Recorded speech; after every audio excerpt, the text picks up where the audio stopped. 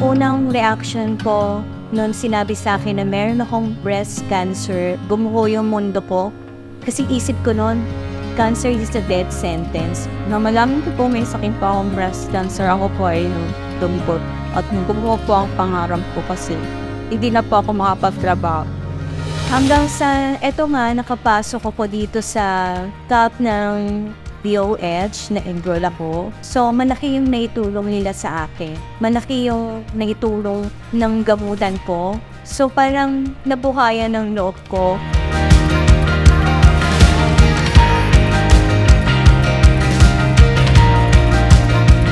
The burden of cancer is not just a medical issue. It is a challenge that affects every corner of our society. In response to this situation, the Department of Health, together with all our partners, pushed for the enactment of the National Integrated Cancer Control Act in 2009. The objective of the law is clear: to enhance access to specialized cancer centers, offer crucial financial support through the Cancer Assistance Fund, and establish a multi-sectoral council to make policies and plans for comprehensive cancer prevention and control. As part of our commitment to accessibility, the Cancer Supportive Palliative Medicines Access Program ensures that free medicines not covered by PhilHealth are readily available, as we believe that access should not be a barrier to care. We understand the financial burden of cancer and recognize that addressing it goes beyond medical treatment. That's why we also established the Cancer Assistance Fund to provide necessary assistance for various interventions along the cancer care and control continuum.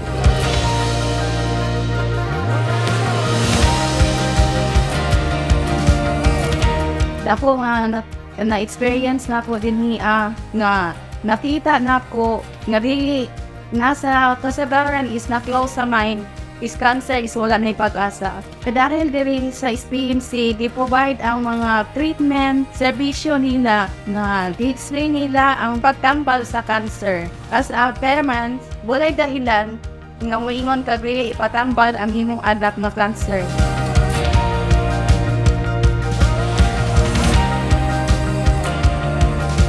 From the oncologist, ay pupunta po ang ating mga pasyente sa social work department kung saan ipipresent po nila ang kanilang mga reseta, laboratories at iba pang request at hospital bill para po sa kaukulang assistance. So after that, pupunta po ang mga pasyente, i-refer namin doon sa mga areas kung saan i-address po ang kanilang mga pangangailangan gaya ng butika, laboratory, sa radiology para po magawa ang kanilang mga request.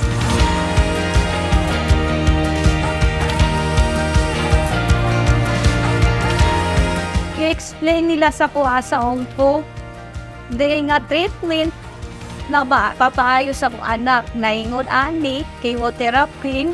Ako pasalamat sa SPMC. Ngayon ani dahil wala po nagdahom. Ngayon ani dahil sila mo dawat ng haning cancer patient na naaday mga tag o mga tambals. Halimbawa sa DOH, salamat at kung ano dahil sila naadyo dahil tao na ho tabang diri sa SPMC.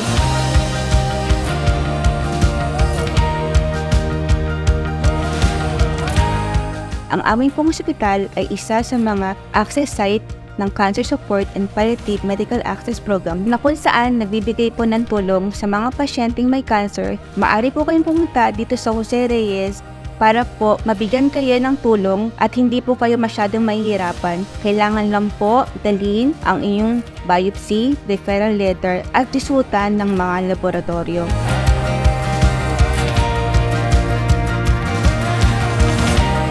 Ko na kung saan kalipay o sakit man, kalipay o sakit sa akong gibati nga wala ko'y financial, pero pag apot na ako din sa SPMC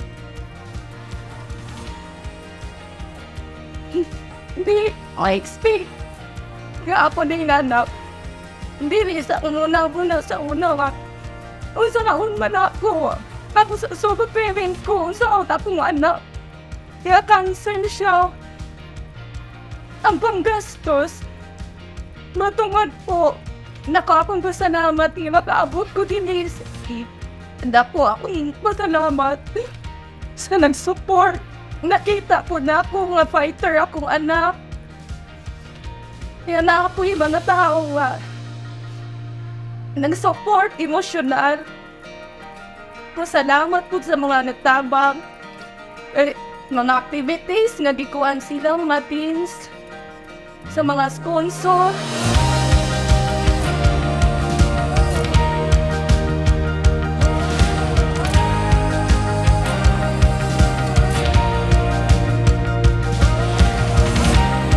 It is stories like this that inspire us and make us thankful that finally we are given hope for cancer patients. So we are thankful for RA 11215, our Philippine Cancer Law, for taking into consideration the lives of these people. And as we celebrate our 5th year anniversary in the observance of this law, we thank all our legislators, the various stakeholders, not only from the government, the non-government organizations, as well as the advocacy groups and the parent support groups, who made all of this possible for Filipino patients with cancer across the country. Yung pamilya po ay magpapasalamat sa programa ng DOH na sa SNP kasi may libreng gamit kami mapituwakan natin at sa mga procedures namin ng laboratory. Nagpapasalamat din po kami sa Department of Health dahil po sa programa ng CAF.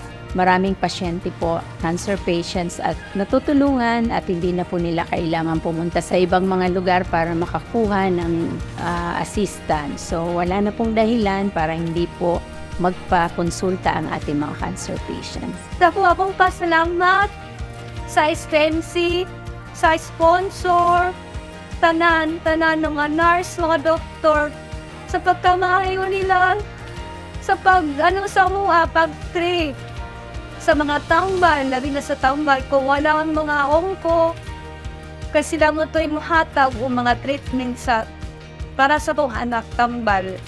Sa social worker, labi na sa bin, yung mga bayron mo, sa mga tambal, tanan.